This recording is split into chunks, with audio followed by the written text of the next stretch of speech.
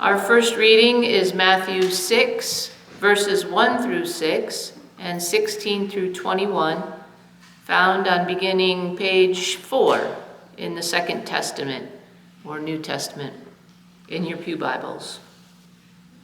I'll give you a moment.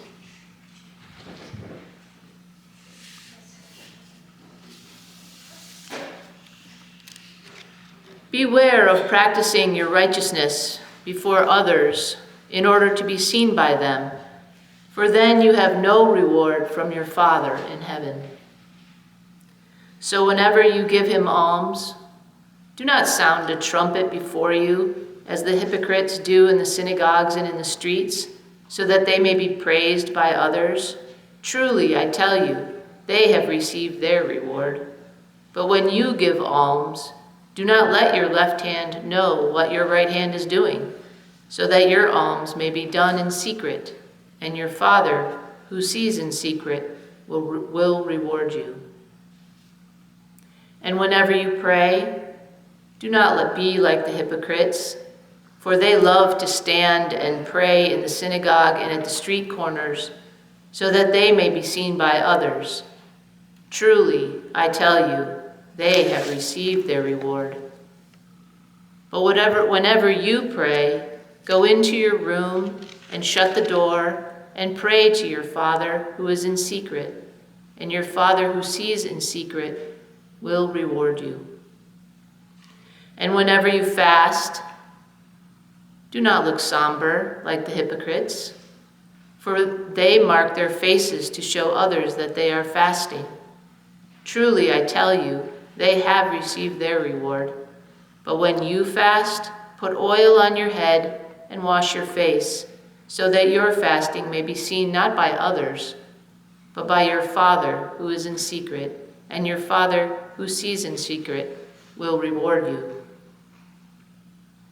Do not store up for yourselves treasures on earth, where moth and rust consume and where thieves break in and steal.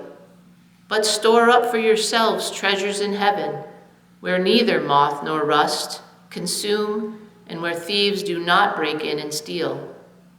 For where your treasure is, there your heart will be also.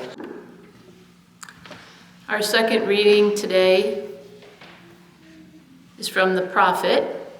It's entitled On Giving by Khalil Gibran. Then said a rich man, "Speak to us of giving." And he answered, "You give but little when you give of your possession. It is when you give of yourself that you truly give. For what are your possessions but things you keep and guard for your fear you may need them tomorrow? And tomorrow? What shall tomorrow bring?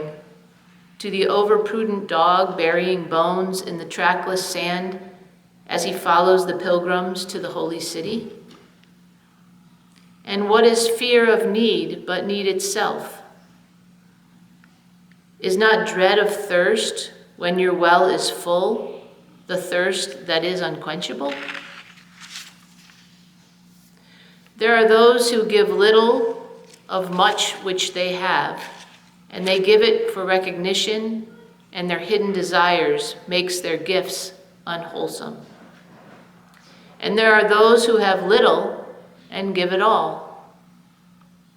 These are the believers in life and the bounty of life, and their coffers are never empty. There are those who give with joy, and that joy is their reward. And there are those who give with pain, and the pain is their baptism. And there are those who give and know not pain in giving, nor do they seek joy, nor give with mindfulness of virtue. They give as in yonder valley the myrtle breath breathes its fragrance into space. Through the hands of such of these God speaks, and from behind their eyes he smiles upon the earth. It is well to give when asked, but it is better to give when unasked, through understanding. And to the open-handed, the search for one who shall receive is joy greater than giving. And is there aught you would withhold? All you have shall someday be given. Therefore, give now, that the season of giving may be yours and not your inheritors. You often say, I would give, but only to the deserving. The trees in your orchard should not sow, nor the flocks in your pasture. They give that they may live, for to withhold is to perish. Surely he who is worthy to receive his days and his nights is worthy of all else from you. And he who has deserved to drink from the ocean of life deserves to fill his cup from your little stream. And what desert greater shall there be than that which lies in the courage and the confidence, nay, charity of receiving? And who are you that men should rend their bosom and unveil their pride, that you may see their worth naked and their pride unabashed? See first that you yourself deserve to be a giver and an instrument of giving. For in truth it is life that gives unto life, while you deem yourself a giver, are but a witness. And you receivers, and you are all receivers, assume no weight of gratitude, lest you lay a yoke upon yourself and upon him who gives. Rather, rise together with the giver on his gift as on wings. For to be over-mindful of your debt is to doubt his generosity, who has the free-hearted earth from mother and God for father. Friends, will you pray with me? And as you feel so familiar and comfortable, I invite you to join me in the second time through. Let the words of my mouth and the meditations of our hearts be acceptable in thy sight, O God. Let the words of my mouth and the meditations of our hearts be acceptable in thy sight, O God. Amen.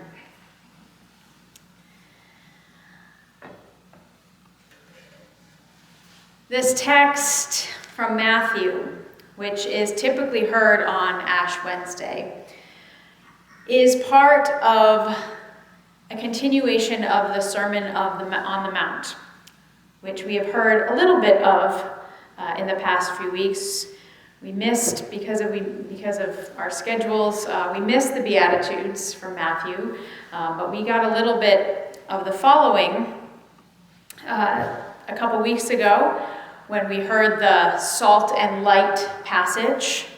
And we had that, I preached on being salty and living out loud, and it was Jesus saying, don't hide your light under a bushel, let your light shine before others. Which seems a little bit in contrast then to this passage where he says, no, don't let anyone see what you're doing.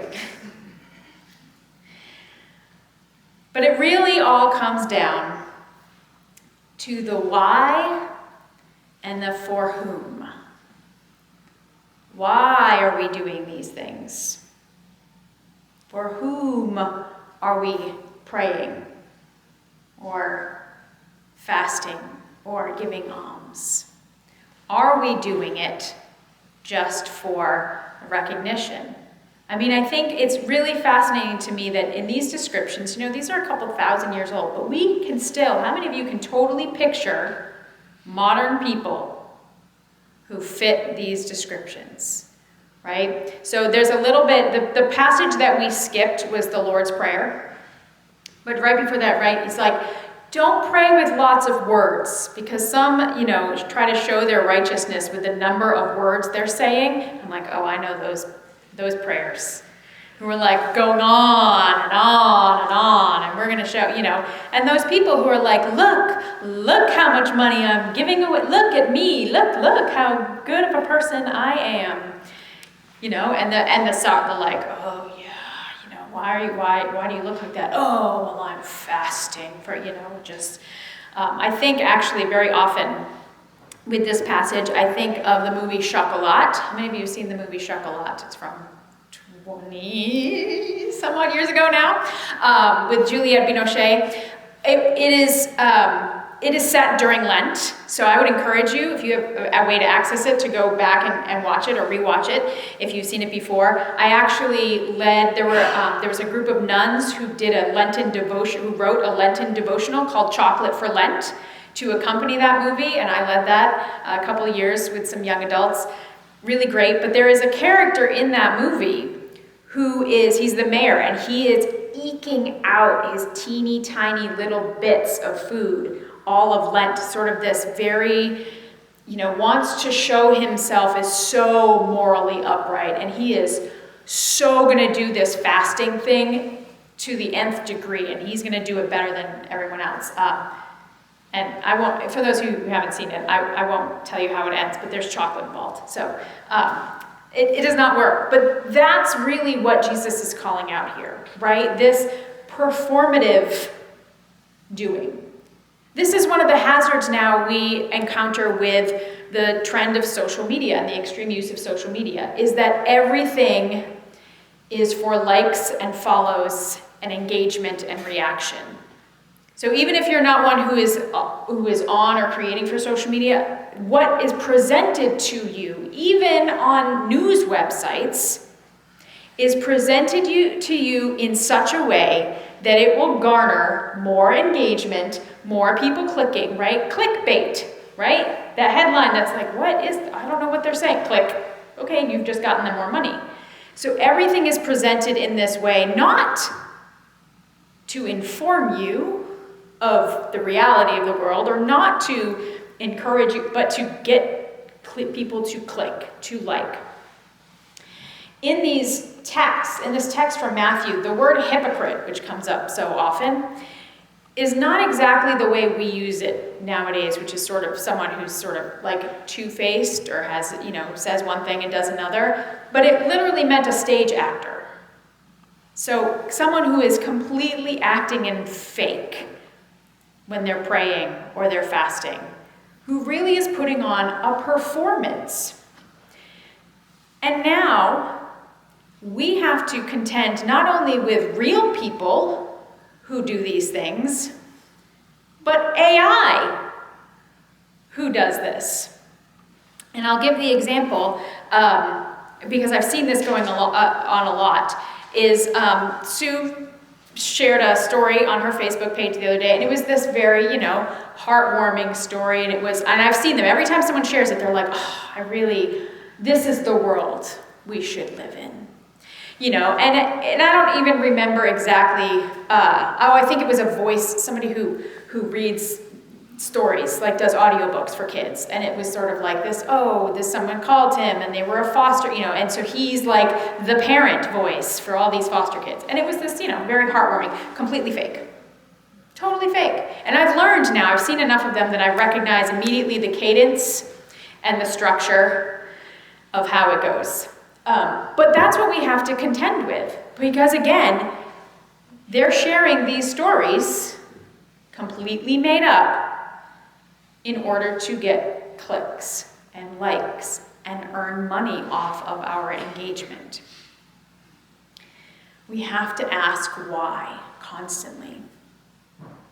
So I would like to offer perhaps some real stories that match up with this story from Matthew of people doing real, generous things, not for likes or clicks or to put on a performance. The first is from a colleague of mine. Last Sunday, she had a guest speaker in her church who, among other things, had come to share her story about being in a family of migrant workers. And she included a time when a farmer in a nearby area cleaned out his chicken coop so that the family could sort of stay under the radar and stay in that chicken coop. And she had such fond memories about this farmer and how he would engage with her and take the time to speak to her and really fully see her in her full 7-year-old self.